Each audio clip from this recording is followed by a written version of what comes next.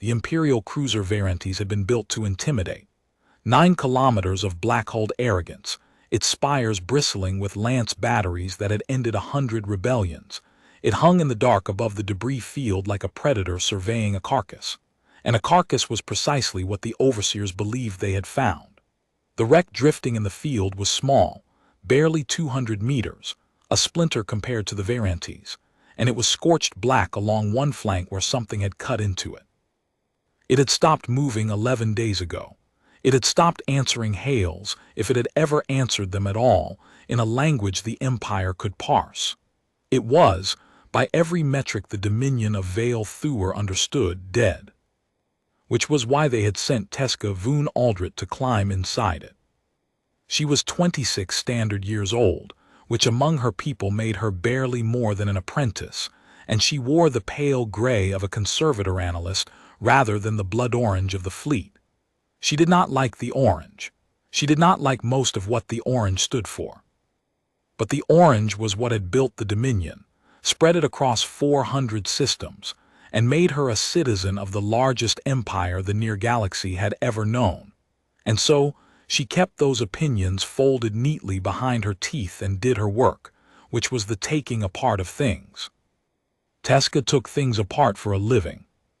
She had been doing it since she was a child, when she had disassembled her family's grain thresher to understand why it hummed on the third harmonic, and reassembled it wrong and been beaten for it, and learned 2 lessons that day instead of 1. The first was mechanical. The second was that being right about a machine did not protect you from anything. She had carried both lessons a long way. They had carried her, eventually, to the belly of the Variantes, into a briefing chamber where 3 overseers in blood-orange sashes looked at her, the way one looks at a tool that has been sharpened for a specific and unpleasant use. "You have read the survey," said the eldest of them.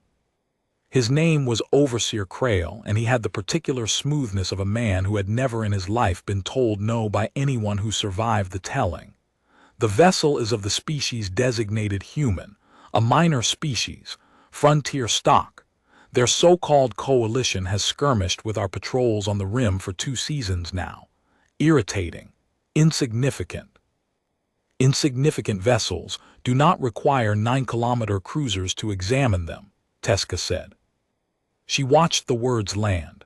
She watched Krail decide whether to be angry and then watched him decide it was more useful to be amused. He steepled his long fingers. "You are direct. Good. Directness saves time and I have little of it. You are correct, Conservator. The vessel is not insignificant. The vessel is the reason you are here." He gestured, and the chamber's air filled with light. A recording, captured 11 days prior, of the moment the little human ship had died.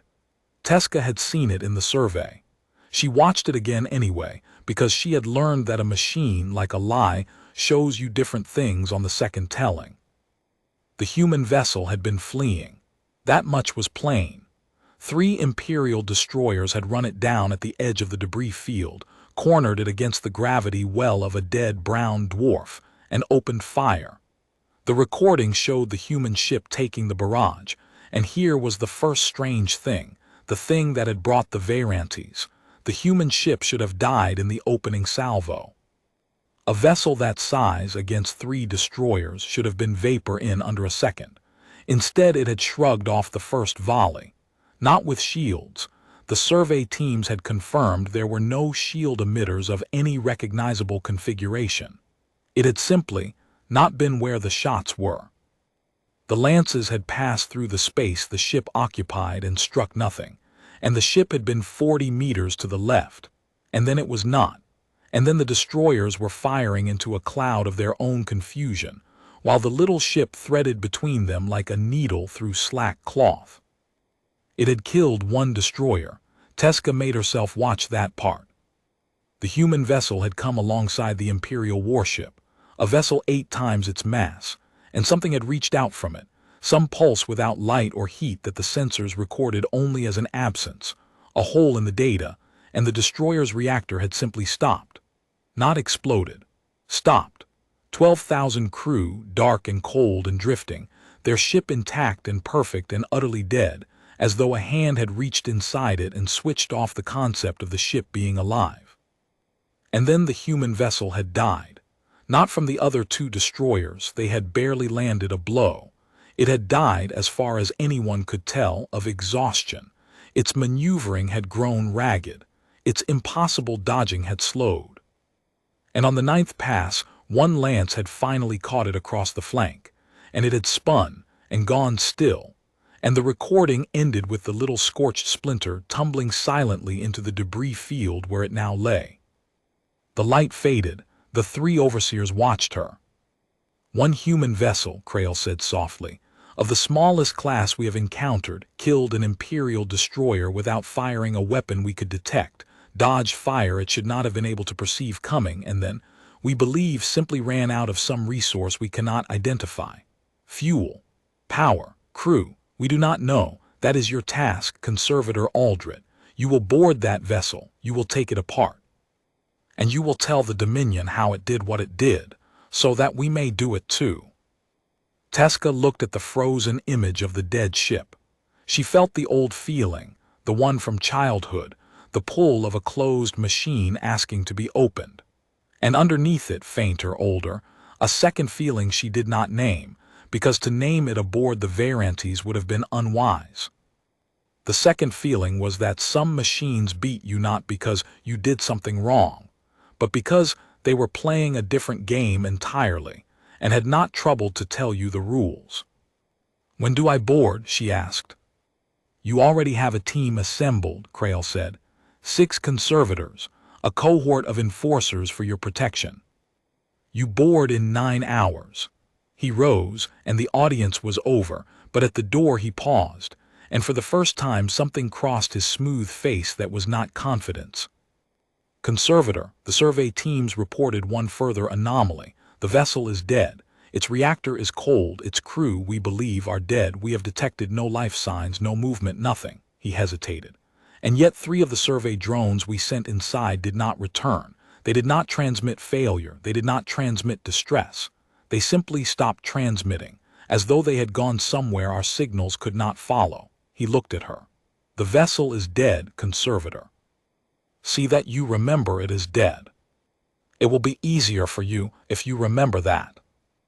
Then he was gone, and Teska was left alone with the frozen image and the very clear understanding that Overseer Krail had just told her he was afraid, and had dressed it up as an order, the way powerful men always did. She went to prepare her tools. The shuttle crossing took 40 minutes, and Teska spent them studying the hull. Up close, the human vessel was stranger than the survey had suggested. The Empire built its warships the way it built its empire, with mass, with declaration, with surfaces that announced their function and their menace. An Imperial hull said "I am armor, and I am a gun, and I will end you." The human vessel said nothing. Its hull was a matte gray-white, seamless, without the ornamentation or heraldry that every civilized species used to mark ownership. There were no visible weapon ports. There were no visible engines, only a smooth taper at the rear where the drive should have been, and instead there was nothing she could recognize.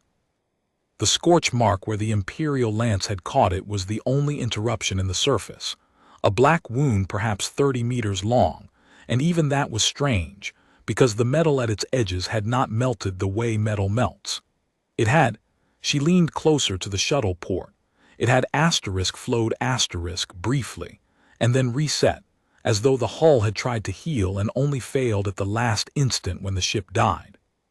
Conservator. The enforcer beside her was named Dural, a broad slab of a man in the segmented black armor of the Empire's ground troops, and he did not like her and did not hide it. To the enforcers, the conservators were soft creatures who touched things instead of breaking them, and were tolerated only because sometimes the Empire needed a thing understood before it was broken. "We are approaching the breach. The scorch mark. Survey cut an entry point there. You will follow behind me and my cohort. You will not wander. You will not touch anything until the perimeter is secured. Is this understood?" "Perfectly," Teska said, and did not add that she intended to touch a great many things, because there was no point in beginning a fight she could postpone. The shuttle mated to the breach with a shudder. There was a hiss as the airlock cycled, a moment of pressure equalizing, and then the outer door opened onto darkness, and Tezca Voon Aldrich got her first look at the inside of the machine that had killed a ship 8 times its size. It was wrong. That was her first thought, unscientific and immediate. It was asterisk wrong, in the way a room is wrong when the floor is very slightly not level and your body knows before your mind does. The corridor beyond the breach was human-scaled, which meant it was low for her people, and she had to stoop. The walls were the same seamless gray-white as the hull, and they were dark but not fully. There was a faint luminescence in them, a deep and dying glow, as though light had been poured into the material itself and was slowly leaking out now that whatever pumped it had stopped. It gave everything a drowned, underwater quality. The Enforcer's lamps cut through it in hard cones, and where the cones fell, Tezca saw detail, and where they did not, the walls simply glowed their faint dying glow and gave nothing away. There were no controls. That was the second wrong thing. She walked behind Durrell's cohort down 40 meters of corridor and past what she took to be doorways, junctions, the intersections where a ship's systems would concentrate, and there were no panels, no switches, no interfaces of any kind. The walls were smooth. Whatever the humans used to command their vessel, they did not do it with their hands, or not with their hands alone, and that unsettled her more than a weapon would have. A weapon she could understand. A ship that its crew commanded without touching it was a ship built on a principle she did not have. "Bodies," said one of the enforcers ahead, and the cohort stopped. Tezca pressed forward past Durrell's shoulder before he could stop her and looked. The chamber opened out from the corridor. A control space, she thought, or something like it, roughly circular, ringed with the low couches that humans apparently used in place of proper standing stations.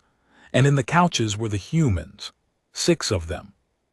They were small, as the surveys had said, bilaterally symmetric, soft-skinned, absurdly fragile-looking. She could not imagine how such creatures had ever left their homeworld, let alone built a thing that killed destroyers. They were dead. That much was plain even to her untrained eye. They had the slackness of the dead, the terrible stillness.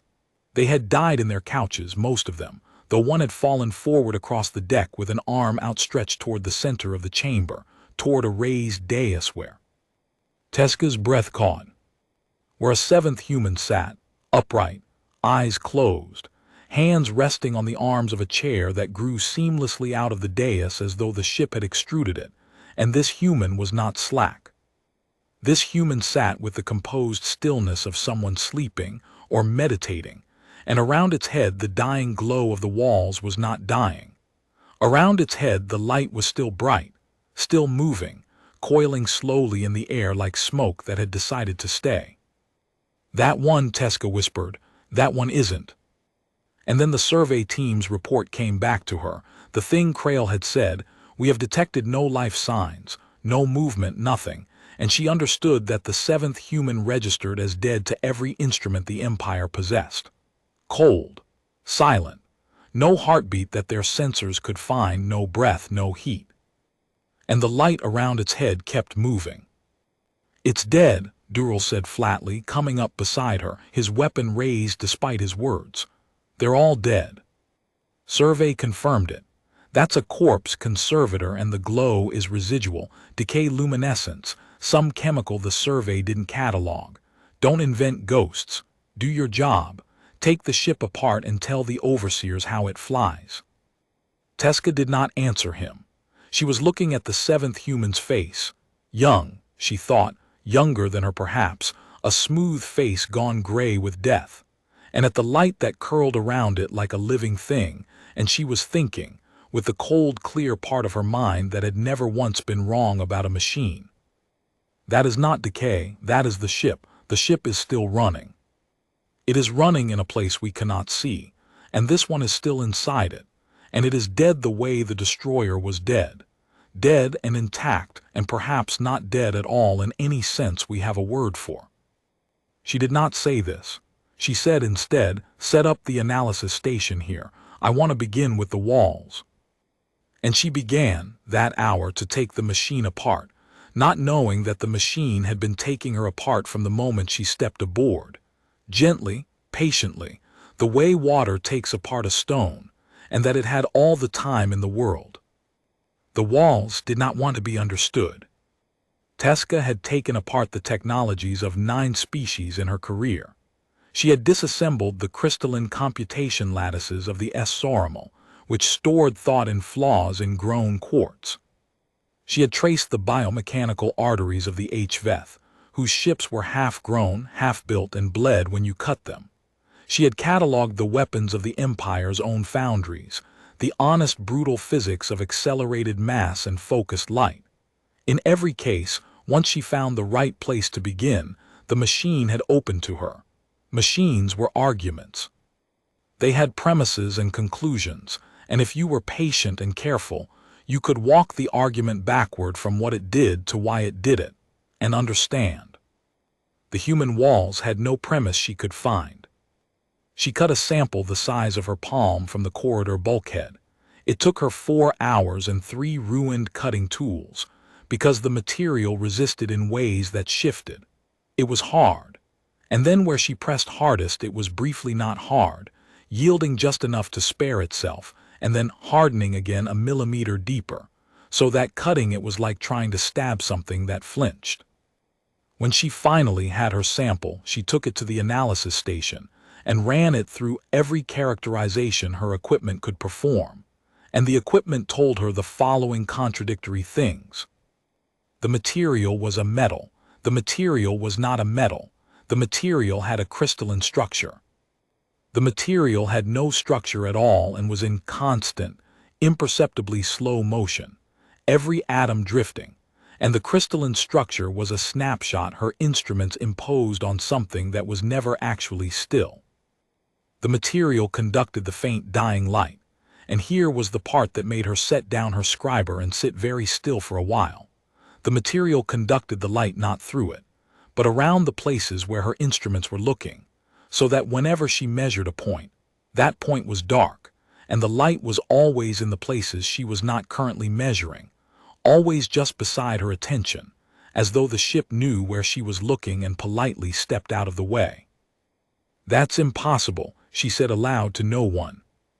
"Most things are until they aren't," said a voice. Teska did not scream. She was proud of that afterward.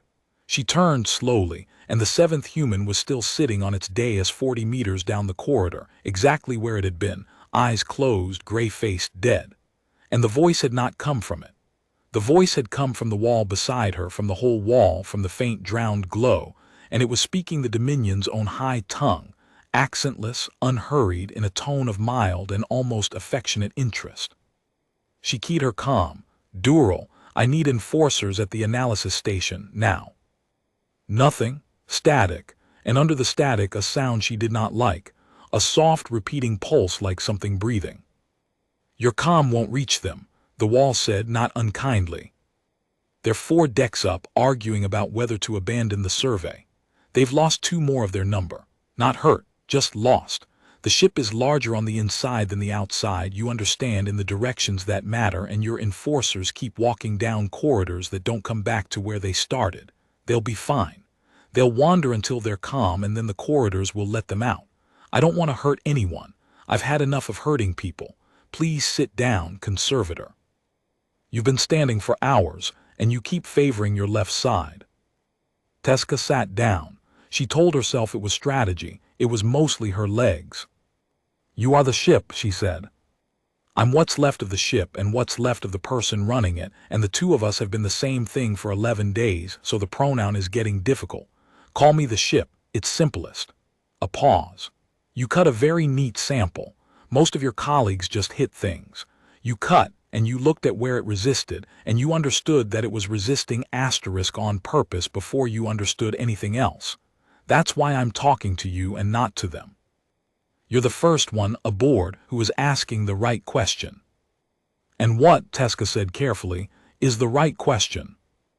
"You'll get there, you're close." The light in the wall pulsed gently, Ask me the wrong one first. Everyone does. Ask me how the hull works, how the drive works, how I killed that destroyer. Get it out of your system." She should have refused. She was a conservator of the Dominion aboard a hostile vessel, and the correct thing to do was to gather her team, retreat, and report that the wreck was not a wreck. But she was Teska Voon Aldrit, and she had disassembled a grain thresher at the cost of a beating because she needed to know why it hummed on the third harmonic, and the need had never once let go of her since.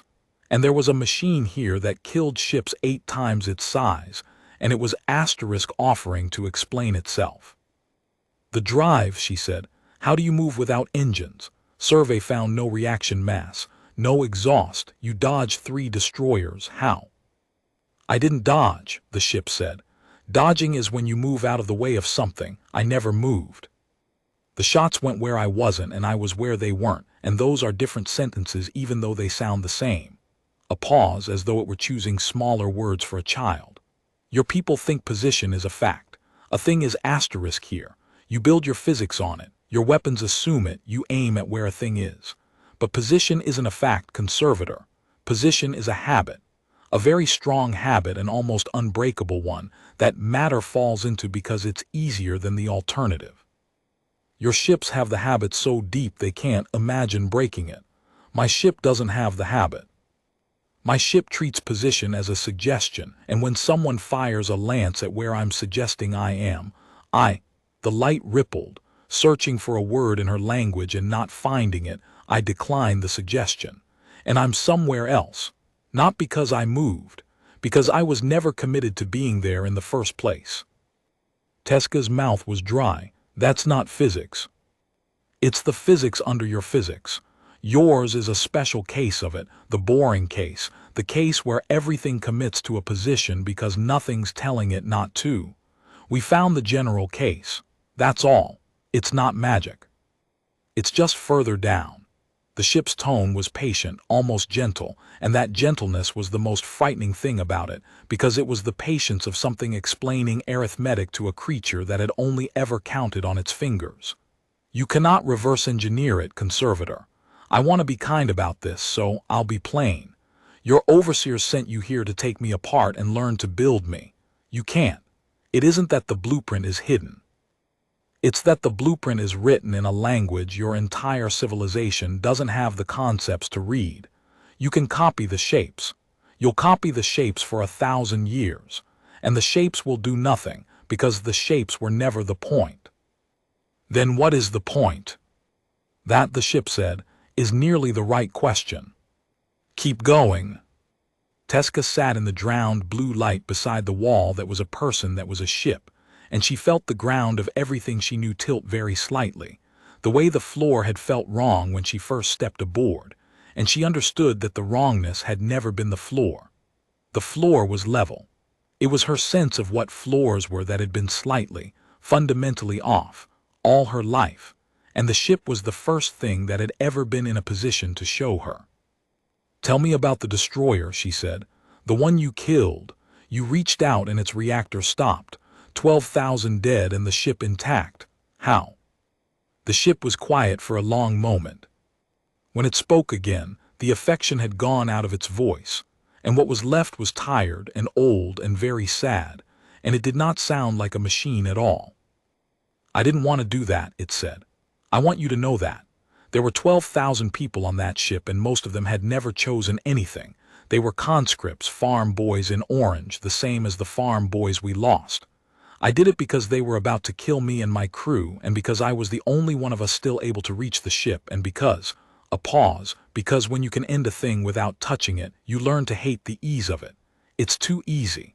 That's the horror. Your empire builds enormous guns because ending a life asterisk should asterisk be enormous, should take mass and fury and a declaration. We learn to do it with a whisper, and a thing you can do with a whisper, you do too often, and then you've done it too many times, and you sit in the ruins of your kindness wondering when you became this." "How?" Teska said again softly. "Not why, how. You really want to know." "I take things apart," she said. "It's the only thing I've ever been. If you tell me I can't understand it, I'll believe you, but you have to tell me first so I can fail to understand it honestly.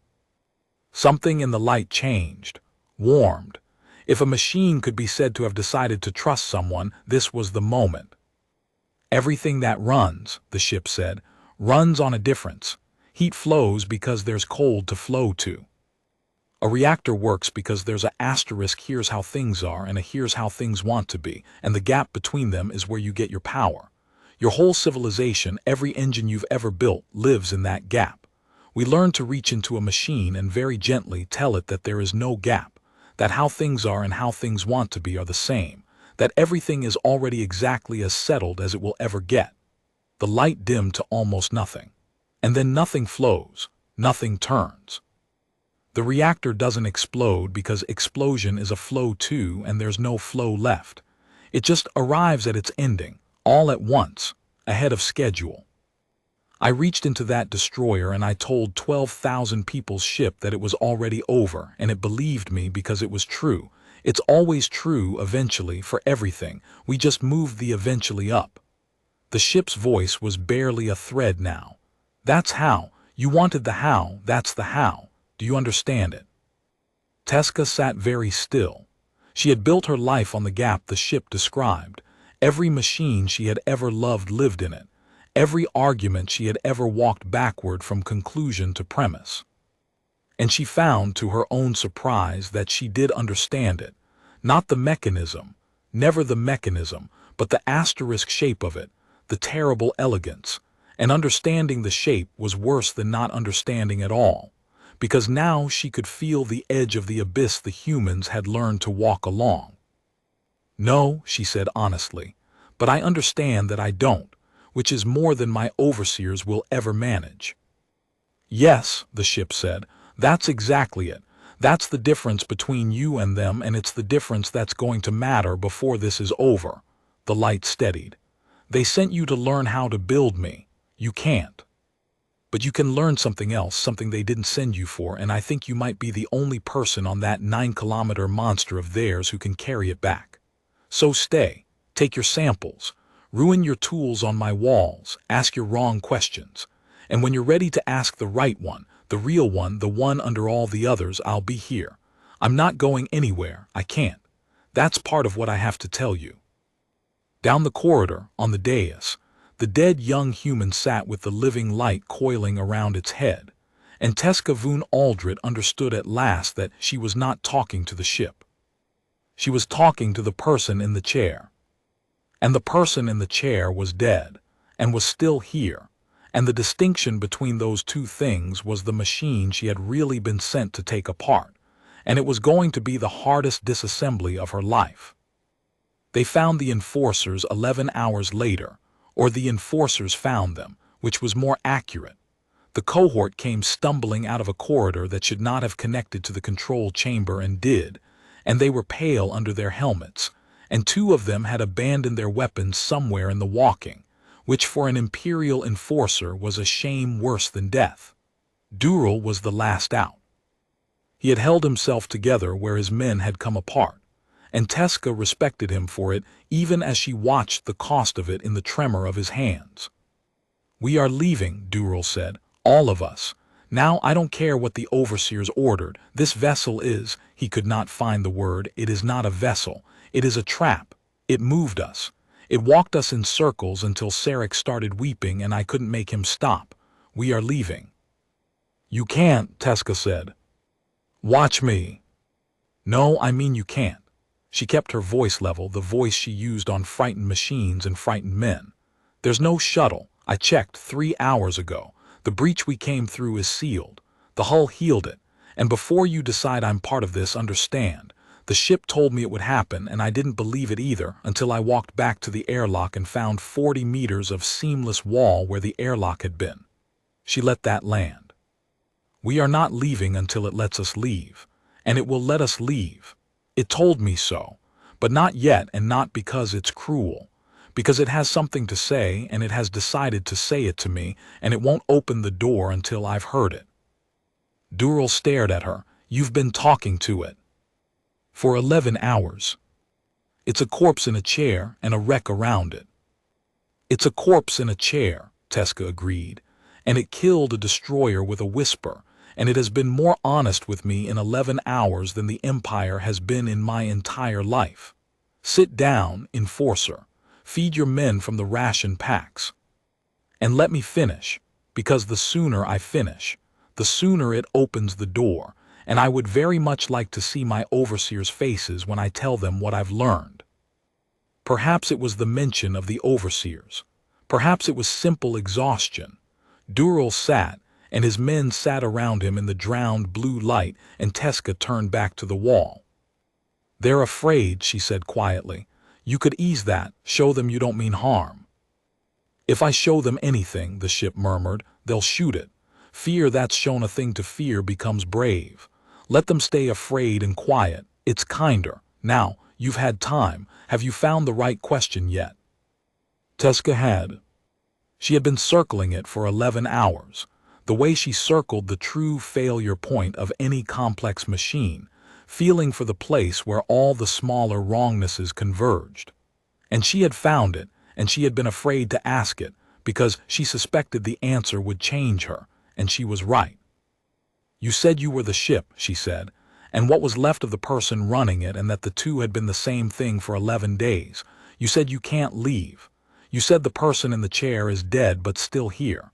My instruments read it as a corpse. Its heart doesn't beat, it doesn't breathe. And yet you talk to me in the first person as though you are it." She swallowed. "So the right question is this. What are you? Not the ship, not the physics. You, the thing that's talking. What happened to the person in the chair, and why are they still answering me?" The light stopped moving. It stopped so completely that for a moment Teska thought she had killed it, the way it had killed the destroyer, thought she had reached in with a question, and told it there was no gap left. The whole corridor went still and dark, the dying glow guttering to almost nothing, and in that darkness, the enforcers behind her stirred and reached for weapons they mostly no longer had. Then the light came back, softly, all along the walls, brighter than before, and the ship spoke. And it spoke for a long time, and Teska did not interrupt once. "Her name was Ori," the ship said. "Not was, is, I keep doing that. Her name is Ori Senat, and she is 19 years old, and she is the person in the chair, and I am not a machine talking about her.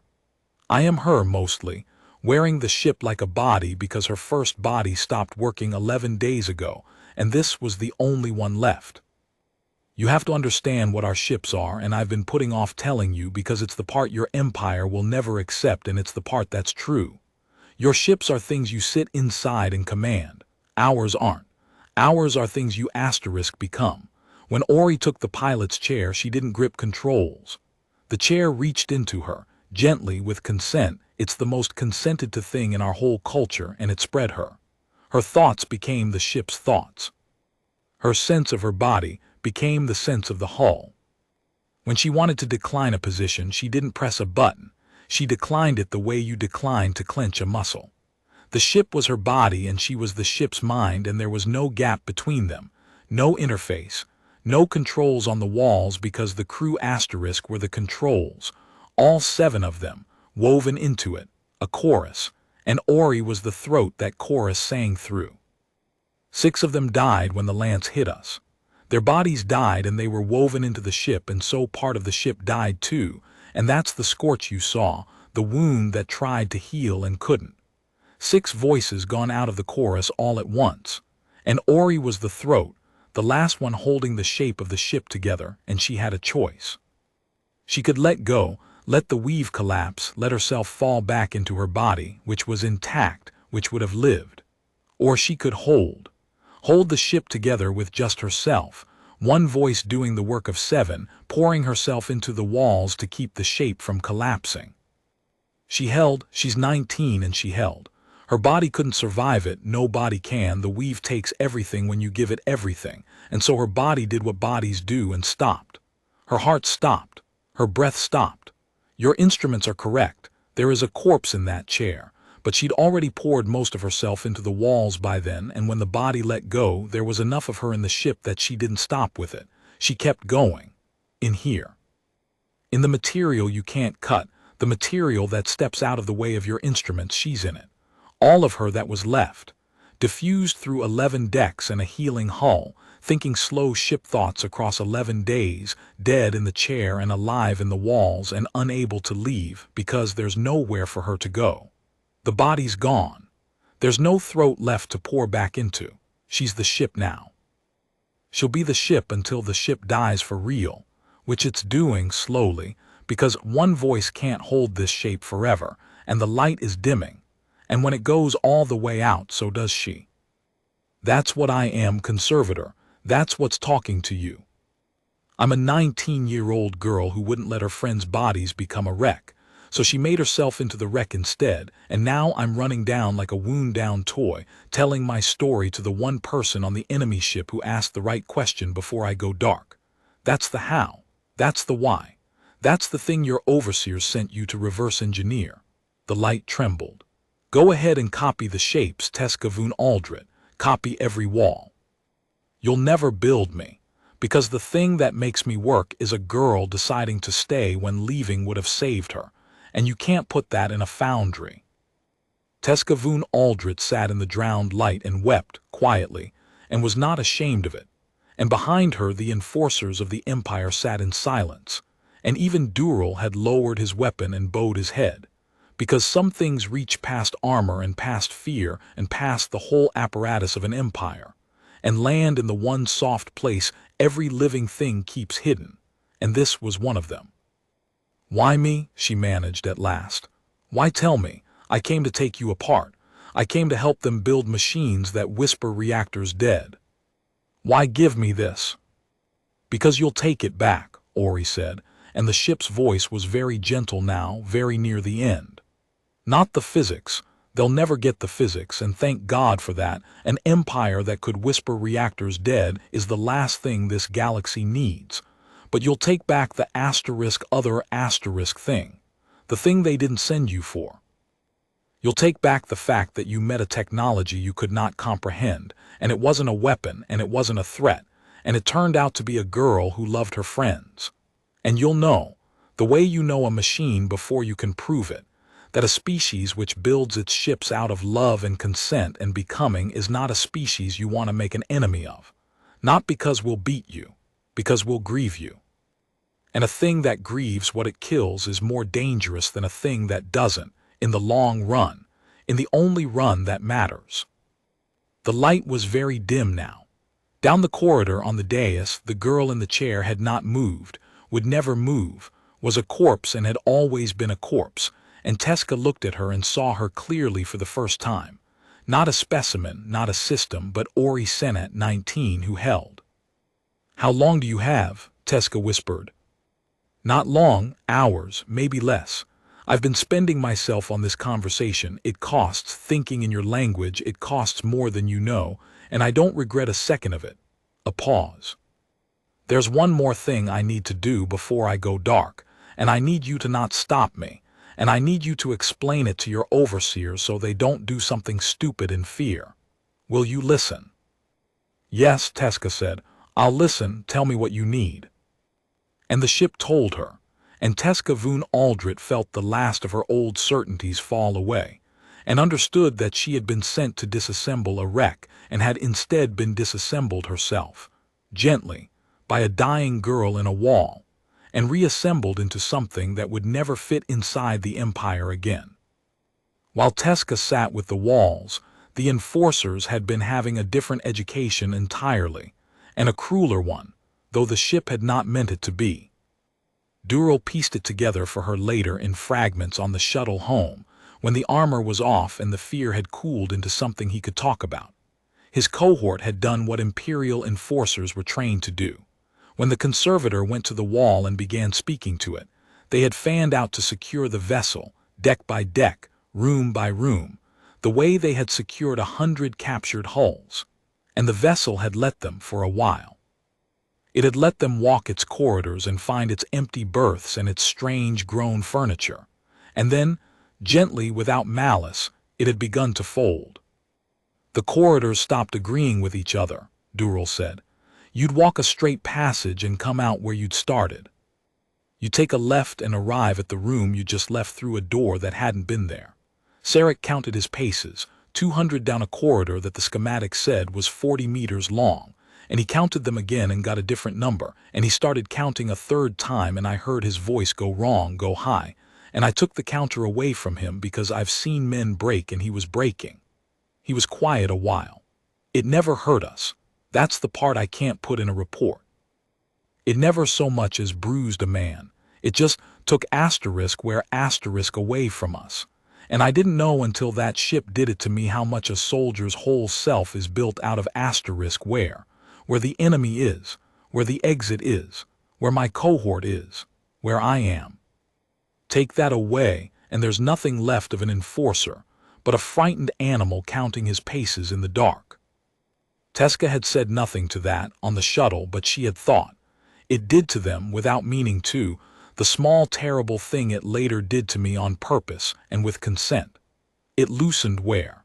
For me it was a gift because I asked for it, and it held me through it. For them it was a torment because they'd come to conquer, and you cannot loosen a conqueror's wear without unmaking the conqueror. And she understood, sitting there, one more layer of the thing she was going to carry home, that the same act was mercy or torture, depending entirely on whether the one it was done to had come in love or in dominion. The human's technology did not choose sides. It simply gave you back exactly what you had brought aboard. Dural had brought a cage, and the ship had shown him the inside of it. Teska had brought a question, and the ship had shown her the sky. At the time, of course, she had known none of this. At the time she had only known that the enforcers were gone, scattered somewhere in the folding decks, and that Ori had promised they were unharmed, and she had chosen to believe a dying enemy over her own fear, and she had gone on with the work. You could stop it, she had said to the wall in the middle hours. The folding, you're frightening them badly. Sarek is a person too. He didn't choose the orange any more than your farm boys chose it. I know. The light dimmed with something like regret. I'm not doing it to asterisk them. That's the hard part to explain. The ship folds around fear. It always has. It's a defense.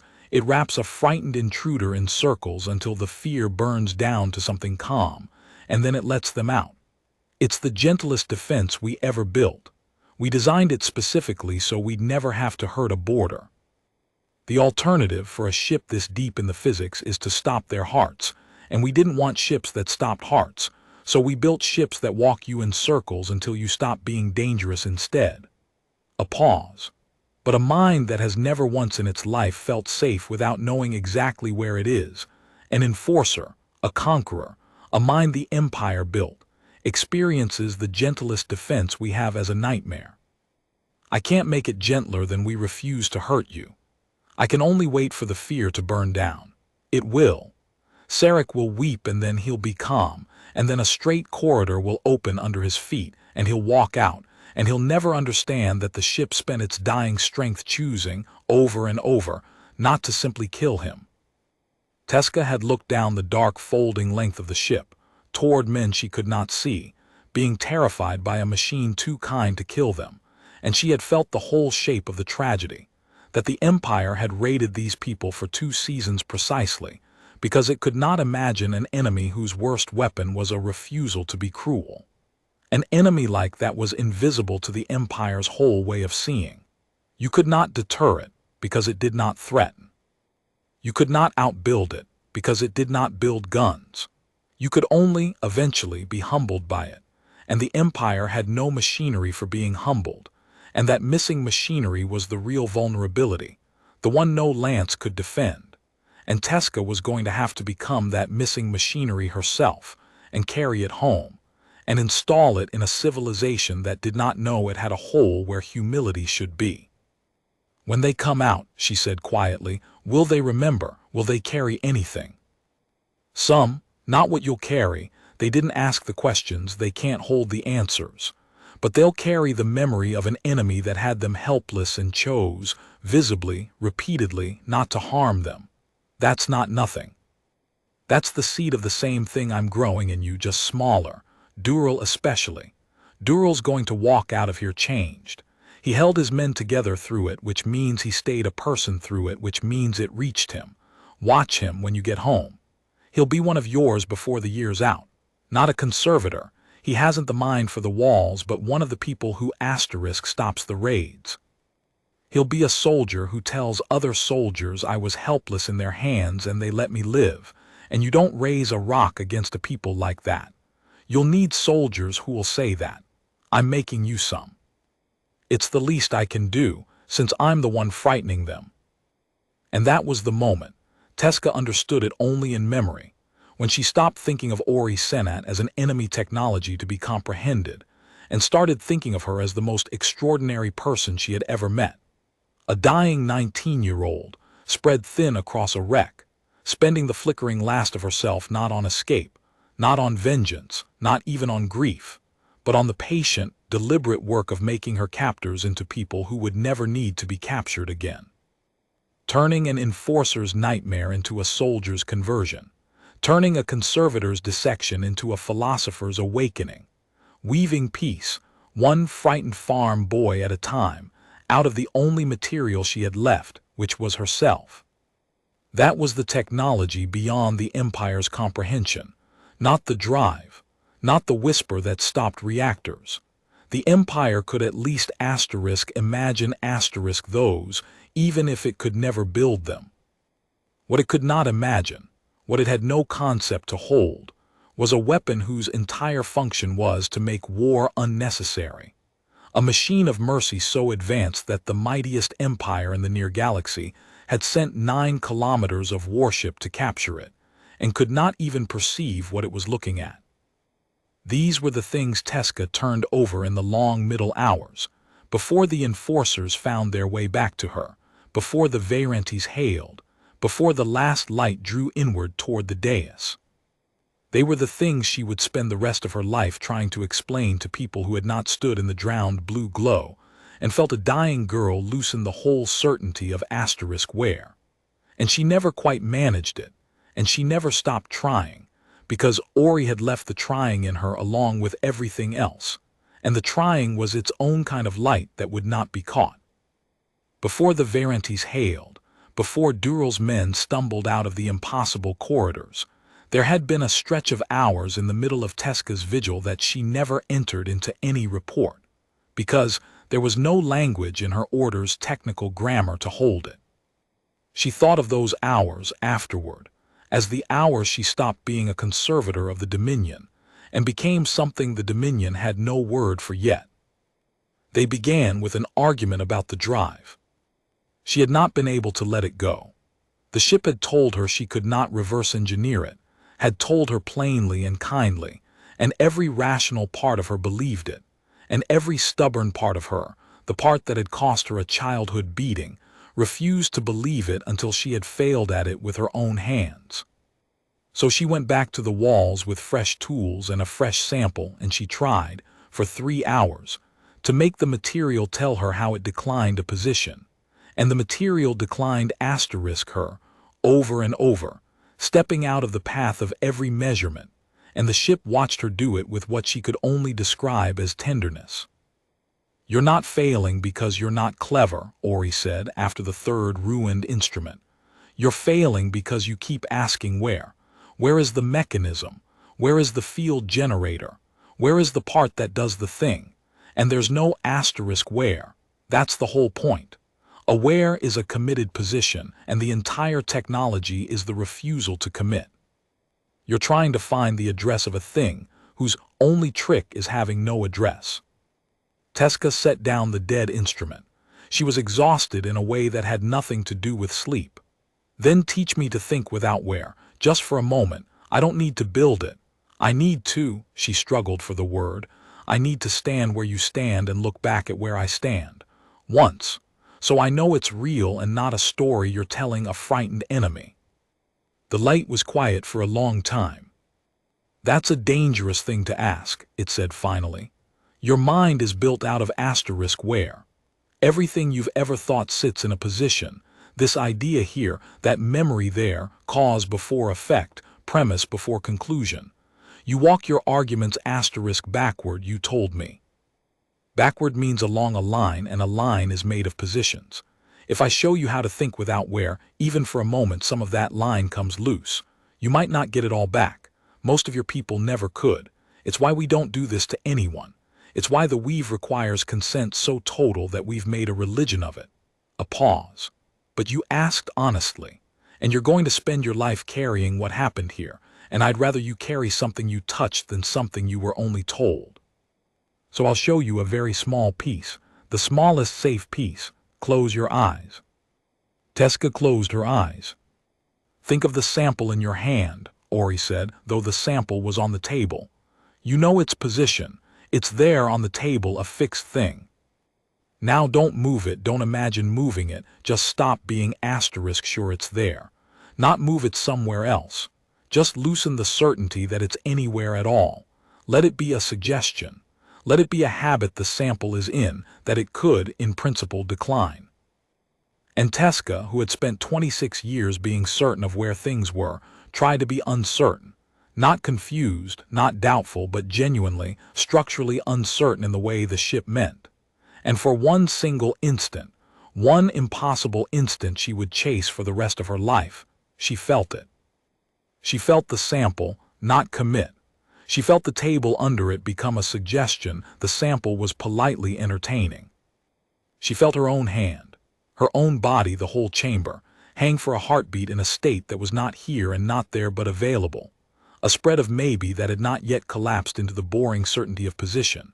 And in that heartbeat she understood, all at once and completely, exactly how a small ship declines the space a lance is fired into, not by moving, but by never having agreed to be a target in the first place. And the understanding was so total and so foreign that her mind, built out of where, recoiled from it like a hand from a flame. Her eyes flew open. The sample was on the table. The chamber was solid. Everything was in its position, committed, certain, boring, safe.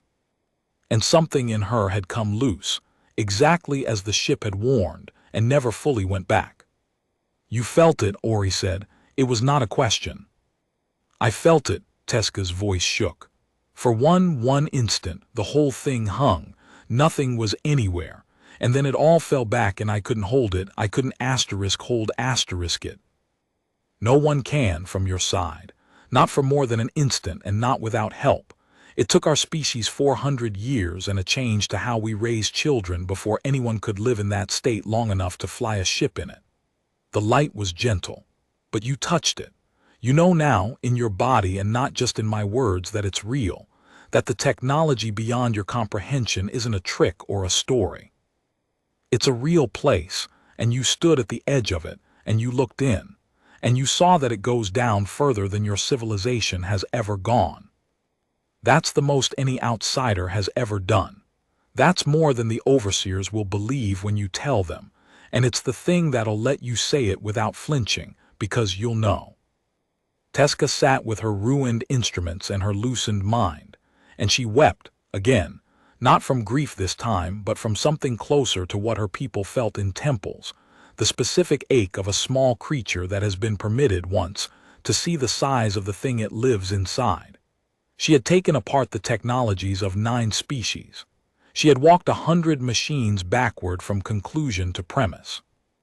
And here at last was a machine whose premise was that there is no line to walk, no backward, no forward, only a spread of maybe that a mind could learn to swim in if it were raised from birth to trust the water.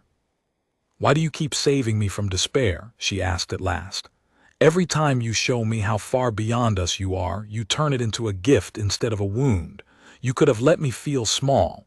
You are letting me feel small, but you keep holding me while I feel it. Why? Because feeling small isn't the danger, Ori said. Feeling small and ashamed is the danger. A creature that feels small and ashamed lashes out, builds a bigger gun, starts a war, burns the thing that made it feel small so it never has to feel that way again. That's your empire, Teska. That's 400 systems of a species that met things bigger than itself and chose to conquer them so it would never have to feel this. I'm not going to send you home ashamed. I'm going to send you home awed, And awe is the opposite of shame, even though they feel almost the same in the first moment. Awe says the thing is bigger than me and that is wonderful. Shame says the thing is bigger than me and I cannot bear it. Your whole civilization has been mistaking the first for the second for its entire history, and I'm going to give you, personally, the difference, and you're going to carry the difference home, and it's going to be worth more than any drive schematic ever could. Teska looked down the corridor at the girl in the chair, the dead 19-year-old who had, in a wall, become the wisest teacher she would ever have, and she understood that she was being educated, deliberately, with intention and love, by a mind spending the last hours of its existence to make sure that, when the light went out, something of what the humans had learned would survive in the enemy who had come to steal it. "You're not just telling me your story," she said slowly. "You're asterisk teaching me. You've been teaching me since I cut the first sample. Every wrong question you let me ask was a lesson. The realization landed, you're doing to me what your ships do to your pilots. Weaving, just a little, just enough to fit. You're pouring a piece of yourself into me the way you poured yourself into the walls." The light flickered, and if a dying machine could look caught out, it did. "A very small piece," Ori admitted. "With consent or I wouldn't. You've been consenting since you sat down. Every honest question is a consent. I'm not taking anything from you. I'm leaving something. When the light goes out and I'm gone, there'll be a piece of me in the one place your empire can't burn or dock or reverse engineer, in a conservator who understood. That's not a weapon and it's not an escape. It's just," the thread of voice wavered, "it's just that I don't want all of us to end in a star. I want a little of us to walk home in you and see what the Dominion becomes. Is that allowed? Is that a thing I'm allowed to want at the end?" "Yes," Teska whispered. "It's allowed. I'll carry it. I'll carry you. All the way home and all the way after."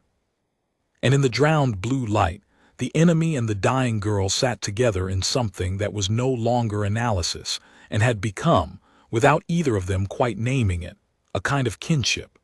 The first thread of a piece that would remake 400 systems, woven quietly in a wreck, out of consent, one honest question at a time. The Varantes hailed at the 18th hour.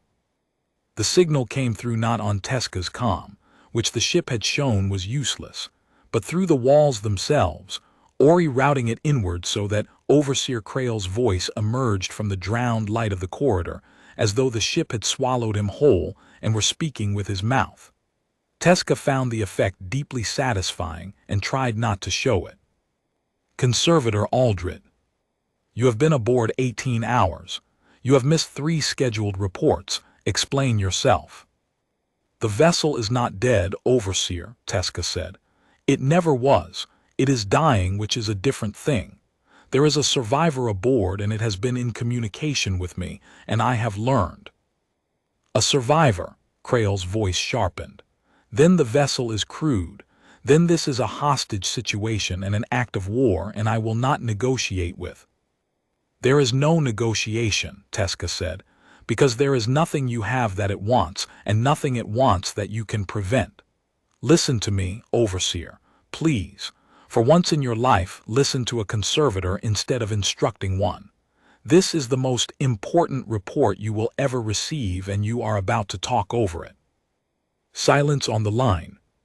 She had never spoken to an overseer that way. She found she did not care. Something had changed in her, in the drowned blue light, listening to a dead girl explain the physics under physics, and the change had burned away a great deal of the deference the Empire had spent 26 years installing. "The vessel," she said, "operates on principles our science cannot reach. Not principles we haven't discovered yet, principles our entire framework is structurally unable to hold. I have spent 18 hours with the most advanced technology I have ever encountered, and I am telling you, as your senior conservator, that it cannot be reverse engineered. Not because it's protected, because it's beyond us.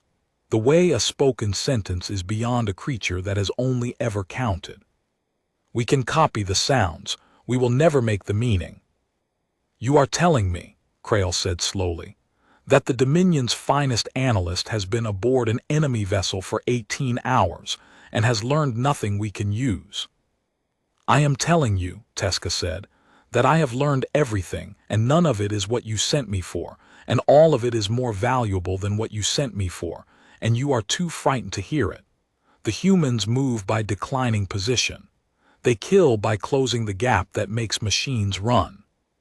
They pilot by asterisk becoming their ships, weaving their minds into the hull, 7 of them a chorus, and this ship's chorus died all at once except for one, a girl, 19 years old, who held the whole vessel together with just herself rather than let her friends become a wreck. And it killed her, and she is asterisk still holding. She is in the walls, she has been talking to me, and she is running down, and she will be gone within hours. Teska's voice cracked and she let it. That is what killed your destroyer, Overseer, not a weapon. A child who loved her friends too much to let go, and you want to build it in a foundry. The line was silent for a long time. When Krail spoke again, his voice had changed, and Teska heard in it the thing he had shown her once before at the door of the briefing chamber, the fear he dressed as orders. If this is true, if what you say is true, then this species can reach into any Imperial vessel and stop its reactor from a distance, without a weapon we can see or shield against. Do you understand what that means, Conservator? It means the Dominion's entire fleet is asterisk obsolete. It means 400 systems of Imperial power are a fiction, held up by an enemy's forbearance. It means the only thing standing between the Empire and its ending is the goodwill of creatures we have been raiding on the rim for 2 seasons. His voice dropped. I cannot report that. I cannot bring that to the high table. They will not believe it, and if they believe it, they will panic. And if they panic, they will do something that gets us all killed. Then don't report the weapon, Teska said. Report the girl. What? You're afraid of the wrong thing. You're afraid of what they asterisk can asterisk do. Be afraid of what they asterisk are. A species that pilots by becoming, that requires consent to weave, that grieves the enemies it kills. Overseer, that is not a species that wants your 400 systems. If they wanted them, they would have them. One ship of theirs held off 3 of ours and died only because it ran out of the one girl holding it together. Imagine 10. Imagine 100 fresh, full chorus, none of them exhausted. They could have unmade your fleet 2 seasons ago. They didn't. They skirmished on the rim to make you stop raiding them, and when you didn't stop, they lost a ship and 7 children and they still haven't come for you. Does that sound like an enemy? Or does that sound like a neighbor you've been throwing rocks at, who has finally, wearily, started catching the rocks? She heard Krail breathing on the line. She pressed on because she could feel the shape of it now, the way she felt the shape of a machine's true failure point, the place where everything converged. The report you bring to the high table is not we found a superweapon we can't build. That report starts a war we lose. The report you bring is we found a civilization we cannot comprehend, that has been extending us a mercy we did not deserve, and if we are wise we will stop earning its grief. That report ends the raids. That report keeps 400 systems alive, and it has the additional virtue, Overseer, of being true. The ship's light pulsed gently around her, and though Ori said nothing, Teska felt something like approval in it, and she realized she had learned the human argument well enough to make it in her own tongue. There is a condition, Teska added before Krail could answer. The survivor has one request, and I have agreed to carry it, and you are going to grant it, because it costs the Empire nothing, and refusing it costs the Empire everything. Name it. When she goes dark, when the last of her runs out, the ship dies, truly dies this time, and she does not want it captured. She does not want her friends' bodies and her own hauled into an Imperial dock to be cut apart by conservators who ask the wrong questions. She has asked that when the light goes out, the Varantes let the ship fall into the brown dwarf. Let it burn clean. Let her friends and her go into a star instead of a laboratory. Teska's throat tightened. That is the whole request, Overseer. Let a dead girl fall into a sun with her friends. Grant it, and I will bring you the report that saves the Empire. Refuse it, and I will bring you nothing. And I will spend the rest of my life telling every conservator in the Dominion that the overseers refused a corpse its grave to chase a machine they could never have built. Silence, long silence, and then quietly in a voice she had never heard from an overseer, Crail said, "Granted, when the light goes out we let it fall. You have my word before the fleet." A pause. "Come home, Conservator. Whatever that thing has made of you, come home and make the rest of us into some of it too. The Empire needs it." God help us. I think the Empire has always needed it, and never had anyone aboard who could carry it. For a moment after the line closed there was only silence, and then, softly, the ship spoke into it, and its voice held something she had not heard from it before, a kind of astonishment. "He agreed," Ori said. "The overseer, he agreed to everything. Do you understand how rare that is? I've read your empire in the 11 days I've been dying in these walls. Your patrols carried your archives, and I've been listening. There was nothing else to do. And in 400 systems of history, I could not find a single instance of an overseer surrendering ground to a conservator. Not one. And you did it in 18 hours, and you did it with an argument I never taught you, in a shape I couldn't have made because it was aimed at your asterisk people and only one of your people could aim it." The light warmed. "That's the thing I couldn't do myself, you see. I could beat your fleet. I could not change your fleet. I don't have the shape of your mind. Only you do. All I could do was put the truth into someone who could carry it in a body your empire would listen to. And I found you, and it worked, and Teska, it worked." "It worked because you made it work," Teska said. "You spent yourself on it." "We both spent ourselves on it. That's the only way anything real ever gets built. Not command, contribution. You gave something too. You gave the argument, the delivery, the willingness to speak to an overseer the way no conservator has ever dared. That was yours. I couldn't have given that. So don't let anyone tell you when you're home that you only carried a message. You didn't carry it. You made asterisk half of it. That's the difference between a courier and an author, and you're going to be an author, Teska Voon Aldrit, of a piece that outlives every one of us." The line closed, the walls dimmed. And Teska Voon Aldrit sat in the drowned light with 6 frightened enforcers and 1 dead-end not dead girl, and understood that she had, in 18 hours, done more to change the dominion of Vale Thur than the overseers had done in a generation, and that she had done it not with a weapon, and not with a machine, but by carrying one girl's story from the walls of a wreck to the ear of an empire. "You did it," the ship whispered. Its voice was very faint now, a thread of a thread. "You made the argument in your own language to your own kind. Do you feel it? The thing I told you you'd carry." "Yes," Teska said, "I feel it." "Tell me what it is. I want to hear you say it before I go. I want to know I got it into someone." Teska looked down the corridor at the girl in the chair, the corpse that held, the 19-year-old who had made herself into a wreck rather than abandon her friends, and she said the thing that had been assembling itself in her all through the long blue hours, the conclusion she had walked backward to from every wrong question she had asked. "That the most advanced technology isn't the most powerful," she said. "It's the most asterisk loved. Your ship beat 3 of ours not because it was stronger but because someone was willing to become it. And an empire that builds machines it commands will always, in the end, lose to a people that builds machines they become, because command has a limit and love doesn't, and the gap between those two is the gap all your reactors run on, and you found a way to close it, and we never will." She wiped her eyes. "That's what I'll carry. That we met a technology beyond our comprehension, and when we finally understood why we couldn't comprehend it, the reason was that it was made out of something we'd forgotten how to build with." The ship was quiet for a long moment, then so softly she barely heard it. "That's it, that's exactly it, you got it.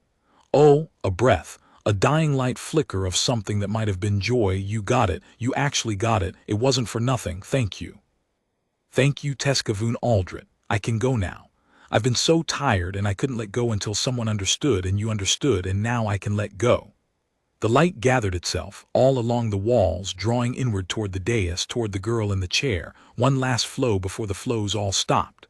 Tell them to open the door. It's time. Tell your enforcers to walk out. The corridors will let them, all of them, straight lines now, I promise. And then tell the Variantes to let me fall. I want to see the star. I've never seen the inside of a star. My friends and I are going to see the inside of a star. Teska rose. Her legs held her. She turned to Dural, who was already standing, who had heard all of it, whose armored face was wet, and she said, "Get your men to the breach. It's open now, go." And Dural, enforcer of the Empire, who had come aboard to secure a wreck and was leaving something else entirely, saluted her. Not the overseer's salute, the field salute, the one soldiers give to someone they have decided to follow, and gathered his men and went. Teska did not go with them, not yet. She walked down the corridor instead, 40 meters, stooping under the low human ceiling, into the control chamber where the 6 slack bodies lay in their couches, and the 7th sat upright on the dais with the light coiling one last time around her head. She should not have. The breach was open and the ship was dying, and every rule of her order and her empire said withdraw. But she had spent her whole life walking toward machines that others walked away from, and she was not going to leave this one, the most important machine she would ever meet, without standing beside it at the end. She crossed to the dais. She looked at Ori Senat. The girl was small, even for a human, dark hair cut short, a young face gone gray, utterly still, and now that Teska knew what she was looking at, she could see the composure in it, not the slackness of the others, but a held stillness, the face of someone who had decided something and never once unmade the decision. Her hands rested on the arms of the chair the ship had grown for her. Her eyes were closed. She had been dead 11 days, and she had held an entire vessel together across those days with nothing but the part of herself she'd poured into the walls. And she had done it so that her friends would not become a specimen. And she had stayed conscious in the dark of the material long enough to find the one enemy who would understand. And she had spent the last of herself explaining, patiently, in a language not her own, why the thing that had beaten the Empire was not a weapon. "I'm here," Teska said aloud, though she knew the ship could hear her thoughts through the walls, could hear her heartbeat, had probably heard everything. She said it aloud anyway because it was the human way, the spoken way, and she wanted to do it the way Ori would have. "I'm here. You're not alone. I know you're mostly in the walls, but this is the part of you that held everyone together, and I didn't want it to be alone when the light went out." "Thank you," the ship breathed, from everywhere and from the dais both, and the voice was almost gone. "Nobody stood beside the chair in 11 days. It's good. It's good to have someone stand beside the chair." The light began to withdraw. Teska watched it happen. It was the most beautiful and the most terrible thing she had ever seen, and she was a conservator, and she would spend the rest of her life failing to describe it and never stop trying. The glow that had drowned the whole ship in blue for 18 hours drew inward, out of the far corridors first, then the nearer ones, then the walls of the chamber itself, flowing along the seamless gray-white toward the dais, toward the girl, a whole ship's worth of dying light gathering itself into one last brightness around one still face. The material dimmed to dead gray behind it. Wherever the light left, the ship became, at last, only a wreck, inert, ordinary, a scorched splinter of alien metal, nothing more. Ori was calling herself home out of the walls, all the diffused pieces of her, back into the throat that had sung the chorus, so that she could go out as a person and not as a building. The light gathered around her head. It brightened, brighter than it had ever been, a small fierce star of it, and for one instant Teska thought she saw in that brightness the shape of 7, not 1. 7 glimmers braided together, the chorus reunited in the last light, the 6 who had died in the couches and the one who had held, together again for the length of a heartbeat. Then it went out. Not slowly, not a guttering, all at once the way Ori had described the destroyer's ending, arriving all at once, ahead of schedule and yet exactly on time. One moment the star of light burned around the girl's still face. The next the chamber was dark, truly dark, the drowned blue gone entirely, and there was only the wreck, and the 7 bodies, and Tezca Voon Aldrich standing beside a chair in the black with her own small lamp, alone with the dead. She stood there a while. She did not time it. Then she reached out and very gently, with the same care she had used on the first sample she cut, she touched the girl's cold hand where it rested on the arm of the chair. "I understood," she said. "You got it into someone. I'll carry it the whole rest of my life, and I'll get it into others, and they'll get it into others, and someday the Dominion will be a thing you could have visited without us throwing rocks. That's yours. That's what you built in the end, not the ship, us. You reached into the enemy and you closed the gap, and nothing's going to run the same way again." She pressed the cold hand once. "Go see your star, Ori Senat. You earned the inside of a sun." Then she turned and walked back up the darkened corridor, 40 meters, out through the open breach, into the waiting shuttle where Dural and his men sat silent, and the shuttle detached and pulled away, and Tezca pressed herself to the port to watch. The Varantes kept its word. No lance fired.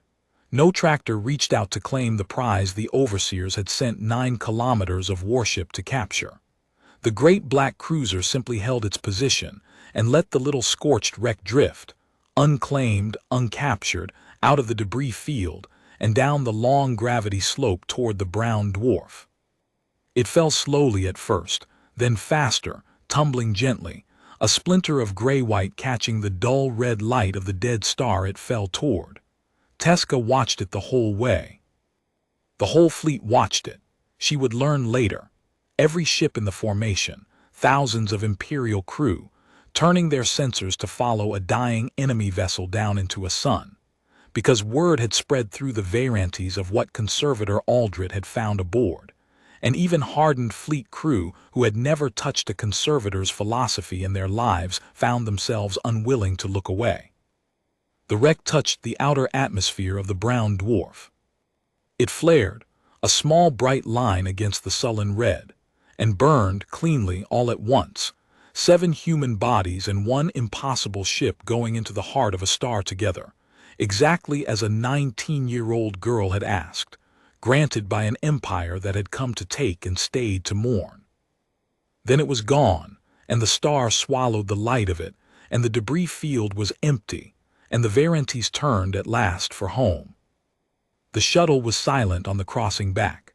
6 enforcers and 1 conservator, none of them speaking, all of them watching the port where a star was quietly finishing the work of swallowing a wreck.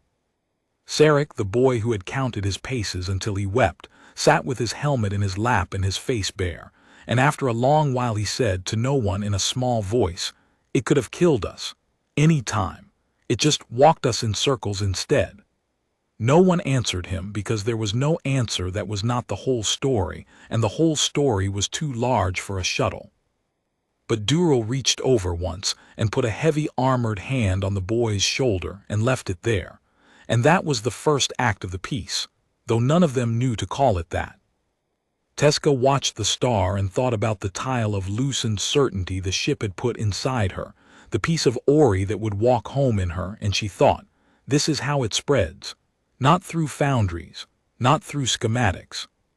One frightened boy at a time, 1 hand on 1 shoulder, 1 conservator who asked the right question carrying it into a high table that has never once been humbled.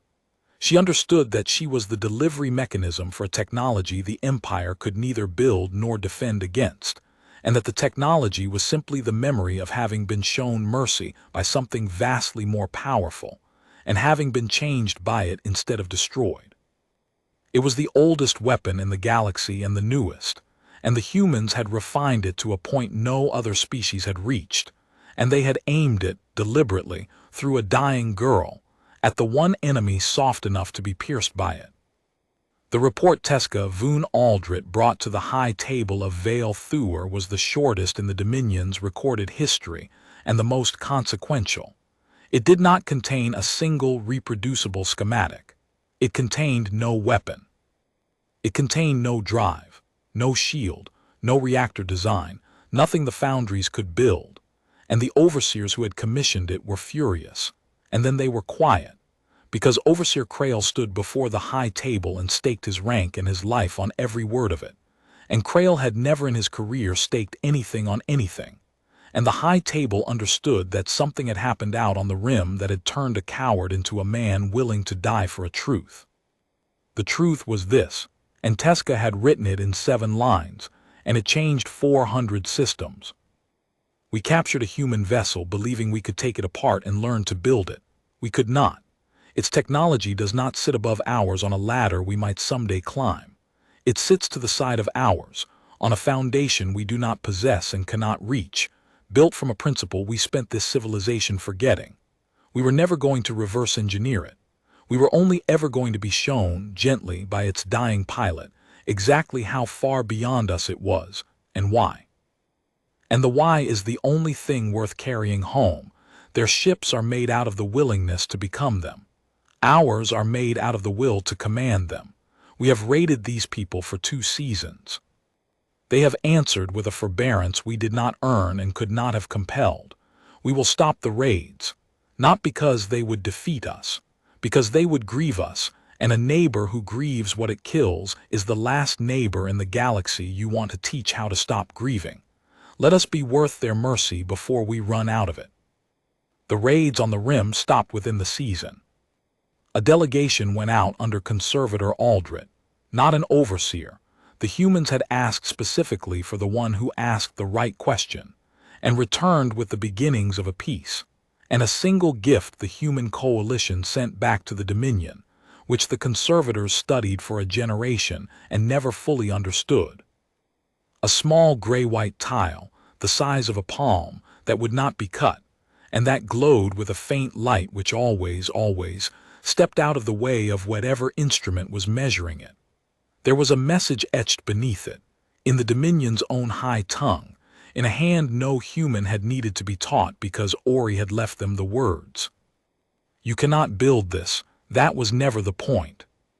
The point was that you finally understood why, and understanding why is the only technology that ever mattered. Teska Voon Aldrit kept the tile on her desk for the rest of her long life. She became the first Conservator to sit at the high table, and she used the seat, and the Dominion she left behind at the end of her days was a smaller empire and a larger civilization, one that had learned from a dead girl in a wall that the most advanced thing in the galaxy is not the machine you can command, but the one you would give yourself to become. And on quiet nights when the work was done, she would look at the tile and watch the light slide away from her gaze no matter how she tried to catch it, forever just beside her attention, forever a step beyond her comprehension.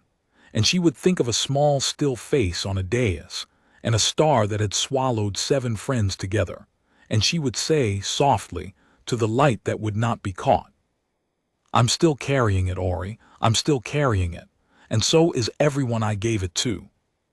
The light would not be caught, but sometimes she was almost certain it flickered, just once, just for her, as if to say it knew.